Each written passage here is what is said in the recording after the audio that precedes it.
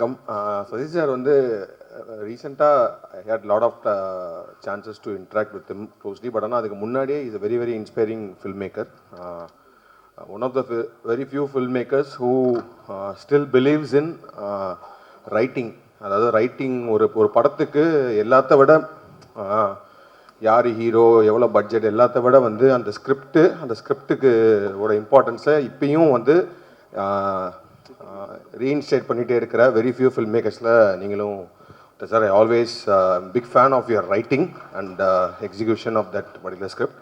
இந்த படமும் 100% வந்து அந்த கதையை மட்டுமே, அந்த கதையும் அந்த அவரோட ரைட்டிங் மட்டுமே நம்பி எடுக்கப்பட்ட ஒரு படம் தான் நினைக்கிறேன். அண்ட் இந்த படம் பார்த்தா எனக்கு ரொம்ப ரொம்ப பிடிச்சிருந்துச்சு. And I think this film also got a right producer, Vijay Antony sir. As a producer, you're also very inspiring sir, choosing the right scripts. அவர் சூஸ் பண்ணி நடிச்சிட்டு இருக்க படங்களுமே வந்து ரொம்ப நல்லா இருக்கு. அந்த வகையில் இந்த படம் ரொம்ப வந்து ஒரு சென்சிட்டிவான, ஒரு காம்ப்ளெக்ஸான ஒரு சின்ன ஒரு எமோஷன் இது. அதை வந்து ரொம்ப சூப்பராக டீல் பண்ணியிருந்தாங்க. அண்ட் சொன்ன மாதிரி வந்து அது ஒரு ஒரு ஒரு பெரிய விஷயம், ஒரு சொசைட்டியில் இருக்க வேண்டிய ஒரு பெரிய விஷயத்த ஒரு ஒரு ஒரு அம்மாக்கும் அவங்களோட பசங்க 2 பேருக்கும் நடக்கிற மாதிரி ஒரு விஷயத்த அந்த கதையை உள்ளே கொண்டு வந்து அந்த எமோஷன் வந்து நம்ம பார்க்குற எல்லாருக்குமே வந்து ஒரு பாயிண்டில் வந்து ரொம்ப ஒரு ஹார்ட்ஃபெல்ட்டாக, ரொம்ப ஒரு ஹார்ட் வார்மிங்கான ஒரு ஃபில்மாக இருந்துச்சு இது. இந்த படம் முடியும் போது ஐ ஃபெல்ட் லைக் ரியலி ஒரு ஹார்ட் வார்மிங் ஃபீல் இருந்துச்சு. And I think all credits goes to Sasi sir for believing in the script and pulling it off. And adukku Swasika oda performance, her first thing, it was great. And adu Swasika, I think retro we worked together, but very very small role, but I know she is a great performer. And I think இந்த படத்துல வந்து like it is her film, அவங்களோட படம் தான், அவங்க தான் வந்து work பண்ணிருக்காங்க. அண்ட் தென் பசங்களாக நடித்த அஜய் அண்ட் சக்தி 2 பேருமே சூப்பராக பண்ணியிருந்தாங்க. All artist. And Vijay Antony sir செம்மையாக இருந்துச்சு. ஏன்னா வந்து யூஸ்வலாக வந்து சில படங்களில் கம்மியான ஸ்க்ரீன் ஸ்பேஸ் இருந்தும் பயங்கரமாக நம்ம யூஸ்வலாக சொல்லுவோம்ல, மௌனராகம் கார்த்திக் அப்படின்னு சொல்லுவோம். அப்புறம் விக்ரமில் ரோலெக்ஸ் சார் சொல்லுவோம், சூர்யா சார் ஒரு ஷார்ட் டைமில் வந்து ஒரு பயங்கரமான இம்பாக்ட் மாதிரி. அந்த மாதிரி Vijay Antony sir, actually Vijay Antony sir படத்தில் வர்ற அந்த மொமெண்ட்லேருந்து ரொம்ப சூப்பராக இருந்துச்சு. அதாவது வந்து ஏன்னா அது வரைக்கும் அந்த படம் பயங்கர இன்டென்ஸாக எமோஷ்னலாக போயிட்டு இருக்க ஒரு படம். அவர் வந்தோடனே ஒரு பயங்கர ஒரு ப்ளசன்ட்னஸ் வந்து ஆடியன்ஸ்க்கே வந்துடும். ஸோ அந்த ப்ளசன்ட்னஸ் வரும்போது நம்ம பேசிக்கலி அந்த ஏன் அந்த ப்ளசன்ட்னஸ் வருதுன்னா, அப்படிப்பட்ட ஒரு ஆள் வந்து இவ்வளோ நேரம் நம்ம பார்த்துட்டு வந்த அந்த அவங்க சுவாசிகா பண்ண அந்த கேரக்டருக்கு அவங்க 2 பேரும் மீட் பண்ண போகிறாங்கன்றது நம்மளுக்கு ரொம்ப ஹாப்பியாக இருக்குது. That is because we all were so attach to that characters. அந்த கேரக்டர் கோ த்ரூ பண்ணுறது. I think it's all because of your writing sir. So this film is a very very good film. ரொம்ப ரொம்ப ஒரு இந்த படம் வந்து கண்டிப்பாக நல்லபடியாக ஓடணும். ஆடியன்ஸ் வந்து தேட்டரில் பார்க்கணும். ஏன்னா இப்போ வந்து நல்ல படங்கள் எல்லாமே வந்து ஆஃப்டர் ஓடிடி வந்ததுக்கப்புறம் வி மிஸ்ட் இட் இன் தியேட்டர்ஸ்ன்ற மாதிரி இந்த படத்தை ஆக்கிராமல் இந்த படத்தை தேட்டர்லேயே மிகப்பெரிய ஹிட் ஆகணும் அப்படின்னு கேட்டுக்கிறேன். Thank you sir. நான் வாழ்க்கையில் பார்த்த 100 சாமிகளில் ஒரு சாமி சசி.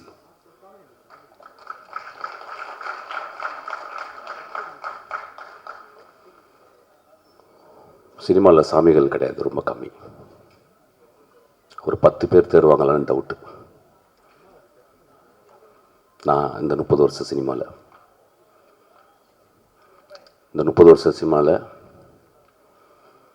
நான் ஒரு மாதத்துக்கு ஒரு தடவை எனக்கு ஃபோன் பண்ணுறேன், என்னை பார்க்குற, என்னை நேசிக்கிற, என்னை கட்டி தழுவுகிற,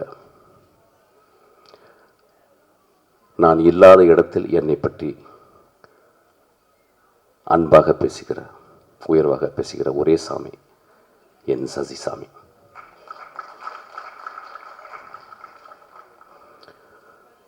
சினிமாவில் வந்து என்ன சாதிக்க போகிறோம், ஒரு நேஷ்னல் அவார்டு வாங்குவோம், ஒரு 10 ஃபிலிம்ஃபேர் அவார்டு வாங்குவோம், இல்லை ஒரு ஆஸ்கார் அவார்டு வாங்குவோம். ஆனால் செத்து போயிடுவோம் ஒரு நாள். ஆனால் சசி சாகவே மாட்டான். அவன் ஒரு சாமி. எங்கள் அண்ணா அவன் ஆக்சுவலாக அவன் திடீர்னு எனக்கு ஃபோன் பண்ணி சொல்லுவான், டேய் ஒரு அழகான சூரியன் அப்படியே ஒரு ஈவினிங் அப்படியே அஸ்தமிச்சிட்டா நான் பார்த்தேன். அப்போ இந்த அழகை யார்கிட்ட பேசுகிறேன்னு தெரியல, உன்கிட்ட தான்டா பேசணும் அப்படின்னு சொல்லி என்கிட்ட பேசுவோம். ரொம்ப தேங்க்ஸ்ண்ணா. இதுதான் எனக்கு விருது. நீங்கள் எப்பொழுதுமே என்னுடைய விருது. நான் கதிர் சார்ட்ட இருக்கும்போது அப்போ யார்ட்டையுமே நான் பழகலை, ரொம்ப கட்டுக்கோப்போடு இருப்பேன். அந்த கதிர் சாரோட இருந்த எவ்வளவோ டைரக்டர்ஸில் நான் ரொம்ப நம்புகிற நேசிக்கிற ஒரு அருமையான சாமி எங்கள் சசி சார். நான் கதிர் சாரை விட்டு வெளியே வந்த பிறகு சண்டை போட்டு தான் வெளியே வந்தேன், சும்மாலாம் வரமாட்டேன். எப்பவுமே சண்டை போட்டு வெளியே வரும்போது யார்கிட்ட போய் சேரலான்னும் போது சசி சார்கிட்ட தான் ஞாபகம் வந்துச்சு. நான் நேராக போய் கதவை தட்டினேன், அவர் வீட்டு கதவை. அவர் உடனே திறந்து, என்னப்பா அப்படின்னாரு. இல்லை சார், நான் உங்கள்ட்ட அசிஸ்டண்ட்டை சேர வந்திருக்கேன். அப்புறம் ஒரு 10 நிமிஷம் 15 நிமிஷம் பேசினார். அதுக்கப்புறம் இல்லைப்பா என்னால் இப்போ சேர்த்துக்க முடியாதா. சரி சார், திரும்பி போய் லேண்ட்மார்க்கில் போய் ஜாயின் பண்ணிட்டேன். அதுக்கப்புறம் தான் வின்சென்ட் செல்வம் என்னை கூப்பிட்டு போனார். எப்பொழுதுமே மனிதர்களை உற்று பார்த்து அவங்களுக்கு ஏதாவது பிரச்சனையா என்ன அப்படின்றது ஒரு தாயுள்ளத்தோடு பார்க்கக்கூடிய ஒரு மனுஷன் சசி. நான் மனிதர்கள்ட்ட, அதாவது ஆம்பளைங்கள்ட்ட ரொம்ப அதிசயப்படுற விஷயம் என்னென்னா, அந்த ஆம்பளைங்கள்ட்ட இருக்கிற பெண்மைத்தன்மை. சமூகம் ஆம்பளைங்களாகவே பார்க்குது, பெண்களை பெண்களாகவே பார்க்குது. ஆனால் இவங்க சொல்கிறாரு, there are anima and animus. Anima and animus 2 இருக்குது பாடிக்குள்ள. அப்போ அந்த அனிமா, அந்த பெண் தன்மை யார்கிட்டலாம் அதிகமாக இருக்கும் அவங்களாம் மிகச்சிறந்த மனிதர்களாக இருப்பாங்க. இப்போ இளையராஜாட்ட பார்த்தீங்கன்னா ரொம்ப பெண் தன்மை இருக்கும், ரகுமான்கிட்ட பார்த்தீங்கன்னா ரொம்ப பெண் தன்மை இருக்கும். அதனால தான் மிகச்சிறந்த படைப்பாளிகளாக இருக்கிறாங்க. நிஜ வாழ்க்கையில் அந்த ஆணுக்குள்ளே இருக்க பெண் தன்மை, அந்த அரவணைப்பு, அந்த பாசம், அந்த அந்த பரிதாபம், அந்த பரிதவிப்பு எவன்ட்டு இருக்கோ அவன் ஒரு எக்ஸ்ட்ரானரி ஹியூமன் பீயிங்காக இருக்கான். அப்படியாப்பட்ட எக்ஸ்ட்ரானரி ஹியூமன் பீயிங் தான் சசி. என்னை ரொம்ப சொல்லுவாங்க, ரொம்ப முரட்டு பைய அப்படின்பாங்க. இப்படின்னா அழுதுருவேன். ஆக்சுவலாக கிட்டத்தட்ட நான் அந்த ஒரு நிலைமையிலேருந்து தான் நான் இப்போ பேசுகிறேன். ஆக்சுவலாக என் சசி இந்த கதையை எழுதி முடித்த பிறகு எனக்கு ஒரு ஃபோன் பண்ணுறார். எங்கப்பா இருக்க அப்படின்றார். ஆஃபீஸில் இருக்கேண்ணா. எனக்காக ஒரு 2 மணி நேரம் ஆஃபீஸ் விட்டு வெளியே போவியான்னு கேட்டார். போகிறேண்ணா. இல்லை, உன் அசிஸ்டன்ஸை வந்து கதை சொல்லணும் அப்படின்னாரு. நண்பர்களே, 2026 30 வருஷம் இருந்த ஒரு டைரக்டர் இன்னொரு டேரக்டருடைய அசிஸ்டன்ட் டைரக்டர் நம்பி கதை சொல்ல வரான்னா அவன் சசி தாங்க வருவான், வேறு யாரும் வர. நான் 2 மணி நேரம் வெளியே இருந்தேன். என்னுடைய 3 அசிஸ்டண்ட்டை வந்து சசி ஒரு குழந்தை போல உட்கார்ந்து, அவன் அப்போ 2 வருஷம் தான் ஒர்க் பண்ணியிருக்கேன் என்கிட்ட. ஒரு படம் தான் ஒர்க் பண்ணியிருக்காங்க ஆக்சுவலாக. ஏன்னா என் படம் வந்து 6 வருஷம் ஆச்சு, 2 படம் என்னாச்சுன்னே தெரில. அந்த அசிஸ்டன்ட் டைரக்டரை மதித்து, ஏன்னா 2-3 தடவை மீட் பண்ணியிருக்கிற போல் அவங்க பேசுகிறாங்க, அவங்க படிக்கிறத பார்க்குறாங்க, அவங்க என் கூட விவாதம் பண்ணுற பார்க்குறாங்க. சசியோடைய அசிஸ்டன்ஸ் மாதிரி இல்லை என் அசிஸ்டன்ஸ் கத்தி எடுத்து கழுத்தில் வைப்பான். சசியோடைய அசிஸ்டன்ட் மயில இருக்க தொட்டு எண்ணெயை தொட்டு தடவுவான். என் அசிஸ்டன்ஸ் கத்தி எடுத்து வைப்பான், கன் எடுத்து வைப்பான். ஏன்னா முதல் நாள் வந்தவொடனே அதுதான் பழக்குவேன். கன் எடுத்து இங்கே வைக்கணும்டா, கத்தி எடுத்து பின்னாடி வைக்கணும்னு சொல்லுவேன். You have to be ruthless to me அப்படிம்பேன். ஏன்னா சினிமாவில் இருந்தால் you have to be ruthless. Cinema கொன்றும் உங்களை. ஸோ அந்த மாதிரி மனிதர்களை பார்த்துட்டு, அந்த மாதிரி அந்த 2 அசிஸ்டண்ட், ஒரு பெண்ணு, என் மகள் ஒருத்தர் இருக்கா நிவேதா, அப்புறம் வெங்கட்னு ஒருத்தர் இருக்கான், அப்புறம் இன்னொரு பையன் அவன் கூட ரங்கநாதன், 3 பேர் வந்து கதை சொல்கிறார். Imagine this process, the process. Who are they? They are fucking nothing actually. They are nothing. ஆனால் எங்கேருந்து இந்த மனிதனுக்கு இந்த தோணுது அப்படின்னா, மனித வாழ்க்கையை சசி பார்த்துக்கிட்டே இருக்கான். அந்த இலகிய மனத்தில் அந்த பெண் தன்மை அதிகமாக குடிகொண்ட அந்த மனிதன் அப்படி யோசிக்கிறான். சார், இந்த பசங்கள்ட்ட சொல்லலாம்ல, இந்த பசங்க என்கிட்ட எப்படி நடந்துக்கிட்டாங்க, மிஷ்கின் அவங்களை எப்படி வளர்க்குறான்ல அப்படின்னு போய் சொல்கிறோம். பெரிய விவாதம் நடக்குது, பெரும் விவாதம். இவரும் சொல்கிறாரு. அப்புறம் நான் உள்ளே வந்தோன்னே அப்போ என்கிட்ட வந்து 2 நிமிஷம் 10 நிமிஷம் காசு சொன்னார் நினைக்கிறேன். சசி போன பிறகு நாங்கள் 10 நாள் அந்த கதையை பற்றி பேசினோம். நேற்று அந்த படத்தை பார்த்துட்டு நான் ஒரு 3 மணி நேரம் என் அசிஸ்டன்ஸோட பேசினேன். இது இந்த பாயிண்ட் ஆஃப் வியூலேருந்து சொல்லியிருந்தா அப்படி இருக்கும், அந்த பாயிண்ட் ஆஃப் வியூலேருந்து சொல்லியிருந்துருக்கோம். அந்த வாத்தியாரை நடித்த ஒரு கடைசி வரைக்கும் இருந்தது அப்படி இருந்திருக்கும். விஜய் ஆண்டனி வந்து முதல் சீன்லேருந்தே ஒரு வீட்டில் தனித்தனியாக அந்த அம்மாவை பார்த்துக்கிருக்க ஒரு கேரக்டராக மட்டுமே சும்மா ஷார்ட் காட்டிகிட்டே போய் தான் எப்படி இருந்திருக்கும் அப்படின்னு நாங்கள் விவாதித்தோம். நிறையா படம் பார்க்கறதில்ல, ஏன்னா படம் பார்த்தா ஜுரம் வந்துடும். நல்ல படம் இல்லைன்னா பார்த்தா முடிஞ்சுது, ஒரு 5-9 நாள் கையெல்லாம் சுருங்கிட்டு போயிடும். ஐயோ நெக்ஸ்ட் நம்மளால் படமே எடுக்க முடியாதுன்னு. நல்ல படம் பார்த்துட்டு அப்பா 25 படம் பண்ணலான்டா அப்படின்னு சொல்லிட்டு ஒரு பயங்கர எனர்ஜி வந்துடும். சசிசார் படங்கள் நிறையா நான் சொல்லாமலே மட்டும்தான் பார்த்தேன்னு நினைக்கிறேன் ஆக்சுவலாக. ஸோ இந்த படத்தில் நிறைய விவாதங்கள் எனக்கு இருக்குது. விவாதங்கள்னால் கதை சார்ந்த விவாதங்கள் இல்லை, திரைக்கதையை எப்படி சொல்லலான்ற விவாதங்கள் எனக்கு இருக்குது. அது சரிசாக்கு அப்புறமாலும் நான் வச்சுக்கிறேன். ஆக்சுவலாக ஆப்பு ஒரு நேர்மையான படைப்பு. நான் எங்கே யோசிப்பேன், ஒரு ஒரு சினிமா கலைஞனை எங்கே, ஒரு சினிமாக்காரன் ஒரு சினிமா கலைஞன் அப்படின்ற 2 வித்தியாசம் எங்கே இருக்குன்னா, சினிமாக்காரன் சம்பாரிச்சே சாவணுன்னு வாழ்கிறவன், சினிமா கலைஞன் நான் காசு கொடுத்து அவங்களுக்கு வந்து தானம் கொடுக்கணும்னு பார்க்குறேன். நான் 150 ரூபா கொடுக்குறது அவங்களுக்கு வந்து 1,50,00,000 கொடுக்கணும்னு நினச்சிருக்கேன் தான் சினிமா கலைஞன். அப்படியாப்பட்ட சினிமா கலைஞன் தான் காசு. இந்த படத்தினுடைய தர்மம், இந்த படத்தில் ஒரு பெரிய தர்மம் இருக்குது. அந்த தர்மத்தை நம்ம விட்டுட்டு போயிட்டே இருப்போம். ஒரு எக்ஸாம்பிள் இப்படி வச்சுக்கிறேனே அந்த கதையை, ஏன்னா நிறைய டிஸ்க்ளைமர் கதையை பற்றி சொல்லிட்டாங்க. So I think I can talk. Good I talk? Okay okay, அது ஓகே நிக்கில், டேரக்டர் சொல்லிட்டோம். ஓகே, இப்போ இப்படி வச்சுக்கலாமே. இப்போ நான் வந்து என்னுடைய மகள் இருக்கா, நான் இப்போ மகளுடைய கான்வெகேஷன் தான் போயிட்டு வந்தேன், கனடா போயிட்டு வந்தேன். அவளுக்கு இப்போ 25 வயசு ஆச்சு. அவளுக்கு ஒரு கல்யாணம் நடக்குது. ஒரு மாதத்தில் அவருடைய கணவனுக்கு ஆக்சிடென்ட் ஆகி இறந்துட்டான்னு வச்சுங்களேன். அப்போ என் மகளை நான் எப்படி பார்ப்பேன்? என் மகளை நான் ஒரு நாள் பிறண்டு அழுவேன், அதுக்கப்புறம் கடவுளை திட்டுவேன், அதுக்கப்புறம் மறுநாள் வந்து சாப்பாடு கொடுப்பா, அப்புறம் எனக்கு வெளிக்கு வரும், அப்புறம் கொஞ்சம் தண்ணியை போடுவேன், அப்புறம் படம் பார்ப்பேன். என் மகளை நான் மறந்துடுவேனா, மறக்கணுமா அப்படின்ற கேள்வியை தான் அந்த படம் கேட்குது. நம்ம ஆண்கள், இந்த சமுதாயத்தின் விதிகளை எழுதிய ஆண்கள், இந்த சமுதாயத்தில் சட்டதிட்டங்களை எழுதிய வெறும் ஆண்கள் இந்த பெண்களை எப்படி பார்த்து கொண்டிருக்கிறோம்? அப்போ என் மகளை நான் ஒரு மாதத்துக்கு அப்புறம் விதவையானா நான் எப்படி பார்க்குறது? யோசிக்கலாம். என்னடா ஒரு மாதிரி, ஏன்னா எக்ஸாம்பிள் யாரை வச்சு பேசுறது? வேறு யார் மகளை வச்சு பேசுவேன்? என் மகளை தான் பேச முடியும். அப்போ தான் புரியும்.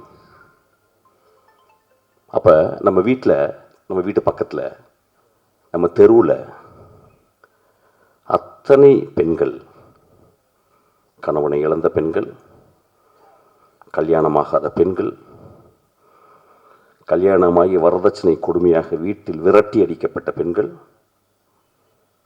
இந்த பெண்ணுக்கு குழந்தையே பிறக்காது அவ மூலின்னு சொல்லி அனுப்பப்பட்ட பெண்கள், இப்படி ஒவ்வொரு தெருக்களிலும் ஒரு இறக்காமல் புதைக்கப்பட்ட பெண்கள் வாழ்ந்து கொண்டே இருக்கிறார்கள். அப்படியாப்பட்ட ஒரு பொண்ணை தான் சசி படம் எடுத்திருக்கான். இந்த கதையை சொல்லும்போது வெகு சில டைரக்டர் தான் இங்கே கதையை தியானிக்கிறான். நான் அசிஸ்டன்ட் டைரக்டர் சொன்னேன், கதையை அசிஸ்டன்ட் டைரக்டர் வரும்போதே மொத்தம் 6 கதை வச்சுருப்பான். 6 பேருக்கு கதை இருக்கும். இன்றைக்கி நான் சொல்லிட்டு வந்தேன் அசிஸ்டன்ட், தம்பிங்களா அந்த கதையெல்லாம் இருக்குல்ல, எங்கேயாவது கொண்டு போய் குழியை தோண்டி புதைச்சிருங்க. ஒரு 3 வருஷம் என் கூட வாங்க, என் கூட பழகுங்க, நான் பழகக்கூடிய மனிதர்களோட பாருங்க. கதை வயிற்றுல பிறக்குண்டா உங்களுக்கு அப்படின்னு சொல்லிட்டு, அப்படி பிறந்த கதை தான் அந்த கதை. ஆக்சுவலாக ஒரு கதையை ஒரு கதாசிரியன் செய்வதில்லை. Movies are not made. They happen. They happen. They gestate. It gives birth to you. The story will make you a mother. அப்போ இந்த கதையை அவர் சொல்லும் போது நான் இந்த கதையினுடைய தர்மத்தை பார்த்தேன். சரி, எப்படி அவன் சமூகத்தை ஒத்து பார்த்துருக்கான், எப்படி பெண்களை ஒத்து பார்த்துருக்கான். It's a beautiful story. எனக்கு ரொம்ப பிடிச்ச ஸ்டோரி. லெட் மீ வேறு கீர் போட்டு அப்படியே கொஞ்சம் மாறுறேன். ஆக்சுவலாக நான் போர் அடிக்குது லைட்டாக. ரொம்ப அழகாக அந்த திரைப்படத்து கதாநாயகி, அந்த கதையின் நாயகி, ரொம்ப வருஷத்துக்கு அப்புறம், நான் நிறைய படங்கள் பார்க்குறதில்ல, படிக்கிறேன். ரொம்ப வருஷத்துக்கு அப்புறம் ஒரு ரிமார்க்கபிளான ஒரு ஆர்டிஸ்ட்டை நான் பார்த்தேன் இந்த படத்தில். அவங்கள ரீசெண்டாக நான் ஏதோ இதில் சந்தித்தேன், நான் அவங்களை பேசலை நான் அவங்கள்ட்ட. But I saw that it's a very remarkable performance, very genuine performance, very caring performance, and she has put her soul and blood and everything on that character. அது ரொம்ப ரேர். சசியினுடைய படங்களில் அந்த பூ படம் அந்த மாதிரிலாம் ரொம்ப ரிமார்க்கபிளாக அவர் எழுதுவார். அவருக்கு என்னமோ சசி பெண்களை ரொம்ப புரிஞ்சிருக்கு. எங்கள் அண்ணியை நான் பார்த்துருக்கேன், சசி அவங்க மனைவி. ரொம்ப எல்லாருக்குமே பெண்களை புரியாது. ஒரு கோடி ஆண்கள் இருந்தால் ஒரு 1.5 பேருக்கு தான் பெண்கள் புரியும். ஆக்சுவலாக 2 பேர் கூட புரியாது. அந்த அந்த கதாபாத்திரத்தை அப்படியே செதுக்கி வளைச்சிருக்காரு. அவங்க ரொம்ப அழகாக, ரொம்ப நன்றிம்மா. It is I can only thank you. There is just by saying your பே பூ பே அதெல்லாம் போர் அடிக்குது எனக்கு. ஆக்சுவலாக ஐ கேன் ஒன்லி நான் டப்புன்னு காலில் விழுந்துருவேன். கொஞ்சம் ஜாஸ்தியாக இருக்கும், பட் பரவாயில்ல, ஜாஸ்தியாக தானே வாழ்க்கை ஃபுல்லாக இருக்குது. போகும்போது காலில் விழுந்து போகிறேன், கவலைப்படாங்க.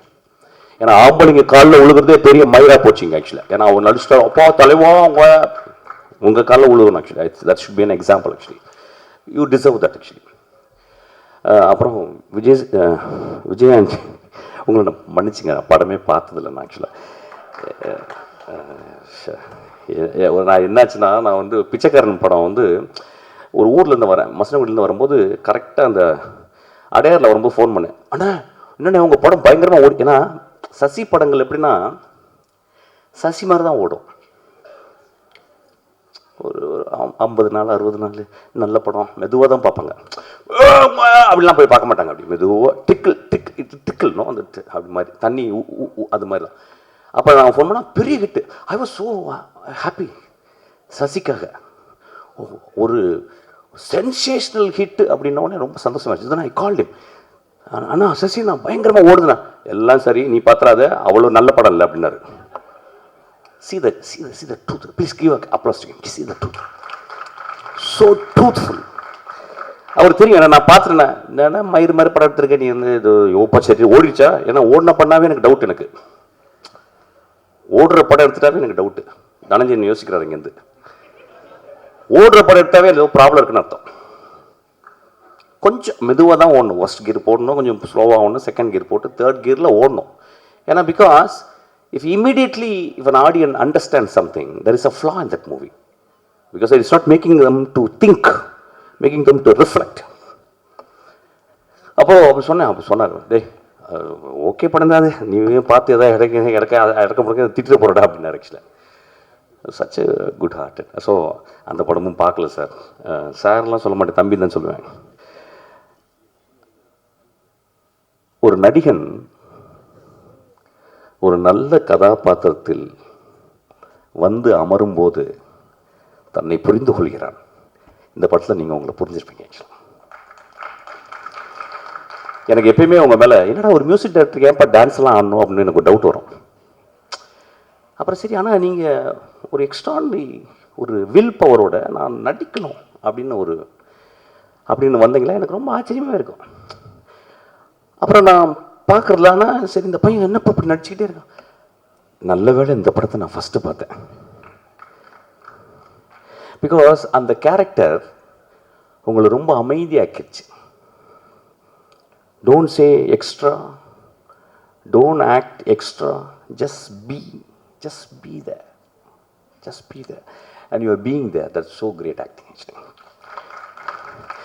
எனக்கு ஒரு வாய்ப்பு எடுத்தீங்கன்னா ரொம்ப அழகான ஒரு கதை இருக்குது. நான் சும்மா நான் கேட்குறேன், நீங்களும் சுவாதிக்காம நடிங்க. ஒரு கதை வச்சுருக்கேன், சின்ன கதை. அது வேகமாலாம் ஓடாது, ஜனரஞ்ச படம்லாம் கிடையாது, ஊழலாம் கிடையாது, சின்ன படம் தான். நீங்கள் 2 பேரும் தான் நடிக்கணும். அது என்ன, அது சும்மா சேலஞ்சாக வச்சுக்கிறேன். இப்போ எழுதுவாங்க இவர் படம் 6 வருஷம் படம் ரிலீஸ் ஆகாதனால இப்போயே வந்து இது பண்ணார், அதெல்லாம் கிடையாது சார். அப்படிலாம் ஆள் கிடையாது சொல்கிறேன். பட் அந்த படம் பார்த்தோன்னே எனக்கு ரொம்ப இன்ஸ்பயர். இந்த 2 பேரையும் நம்ம திரும்பி வாழ வைக்கணும்ல, இந்த 2 பேரையும் திரும்பி ஒரு ஃப்ரேமுக்குள்ளே கொண்டாடணும்னு ஆசைப்பட்டேன். ஒரு சின்ன குழந்தைத்தனமான ஆசை. ஆக்சுவலி சின்ன படம்லாம் சின்ன பட்ஜெட் தான், பெரிய சம்பளம்லாம் நான் கேட்க மாட்டேன். ஸோ அதனால் அனைவரும் தனஞ்சயன் சார் சொல்லுவார் இன்னைக்கு, அதை பண்ணிடலாம் அப்படிம்பாரு. It's a good movie sir, it is a good movie. It's a bloody good movie. I'm telling, commercial படம்லாம் இல்லை. வந்து இவங்களை பற்றி பேசுகிறதுக்கு எனக்கு நிறைய ஒவ்வொருத்தர் பற்றி பேசுகிறதுக்கும் ஒவ்வொருத்தரை பற்றியுமே பேசுகிறதுக்கு மினிமம் 10 நிமிஷம் வேணும். ஆனால் நேரம் இல்லாதனால இவங்க எல்லாருக்கும் தேங்க்ஸ் மட்டும்தான் என்னால் சொல்ல முடியுது. அருள்தாஸ் சார்லேருந்து எல்லாருக்குமே ரொம்ப ரொம்ப ரொம்ப ரொம்ப என்னால் மறக்க முடியாத, என்னால் சொல்ல முடியாத நன்றியை சும்மா சாதாரண ஒரே ஒரு வார்த்தையில் நான் முடிச்சுக்கிறேன். ரொம்ப நன்றிங்க, என்றைக்குமே நான் மறக்க மாட்டேன். அவ்வளோ நீங்கள்லாம் இல்லைன்னா என்னால் இந்த படத்தை கொண்டு போய், எஸ்பெஷலி நான் இங்கே ஓப்பனாக சொல்கிறேங்க, இந்த படத்தில் செகண்ட் ஹாஃபில் தான் விஜய் ஆண்டனி சார் வராரு. ஓகே, ஆனால் கதையை கேட்டுட்டு நான் இந்த லாஸ்ட்டு ஒரு சீனில் வந்தால் கூட வரதா இருந்தால் கூட இந்த படத்தில் நடிச்சிருப்பேன் சார். அப்போ அந்தளவுக்கு நல்ல படம், நான் வரேன் சார் அப்படின்னாரு. இப்போ எல்லாம் 40 நிமிஷத்துக்கு அப்புறம் தான் 40 நிமிஷத்துக்கு அப்புறம் தான் ஹீரோஸ் வர்றாங்க. அதனால் அந்த படத்தில் சக்ஸஸ் எந்த பாதிப்பும் ஏற்படுறதில்ல. இந்த படத்தில் கடைசி 40 நிமிஷத்தில் தான் சார் வராரு. இதை நான் ஓப்பனாக சொல்லிக்கிறேன்.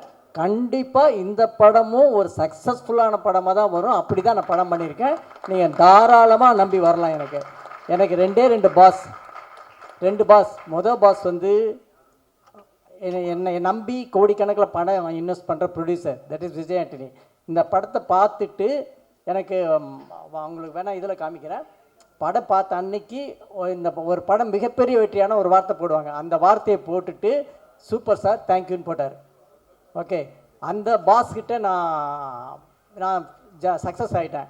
அடுத்த பாஸ், சூப்பர் பாஸ் ஒருத்தர் இருக்கார், ஆடியன்ஸ். ஓகே, அந்த ஆடியன்ஸ் வந்து கண்டிப்பாக இதே வார்த்தையை சொல்லுவாங்கிற நம்பிக்கையோடு நான் சொல்கிறேன். கண்டிப்பாக அந்த பாஸும் இதே வார்த்தையை சொல்லுவாங்க.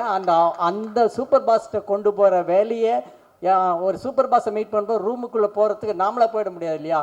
அந்த கதவை, ஒரு கதவு நடுவில் இருக்கும், அந்த கதவு மாதிரி ஜன்னல் மாதிரி இருக்கிறவங்க ப்ரெசன்ட் மீடியா, அவங்க எல்லாருமே கண்டிப்பாக நீங்களும் சந்தோஷத்தோடு அந்த சூப்பர் பாஸ் கிட்ட இது நல்ல படங்கள்னு சொல்லிட்டு போய் நீங்களே இன்ட்ரடியூஸ் பண்ணுவீங்க.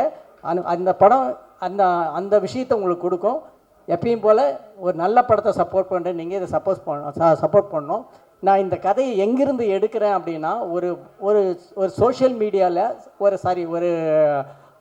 ரியாலிட்டி ஷோவில் ஒரு கேரக்டர், ஒரு அம்மாவும் மகனையும் மீட் பண்ணேன். அதாவது இந்த ட்ரெய்லரில் பார்த்துருப்பீங்க, தாயை ஒரு மகன் தெய்வமாக பார்த்தான். அது வந்து பிச்சைக்காரன். ஒரு மகன் தாயை மனுஷியாக பார்க்க பழகினான், தட் இஸ் நூறுசாமி. அப்படி அந்த தாயை மனுஷியாக பார்த்த ரியல் மேன், ரியல் பாஸ்கர், அந்த கேரக்டரை வந்து இப்போ கூப்பிட்றேன். அவருடைய கதையிலிருந்து தான் நான் இதை எடுத்திருக்கேன். பாஸ்கர் வாங்க. நாம் எல்லாம் அம்மாவை வந்து தெய்வம்னு சொல்லி அவங்க லைஃப்பை நாம் ஜாலியாக இருந்துகிட்ருக்கோம்.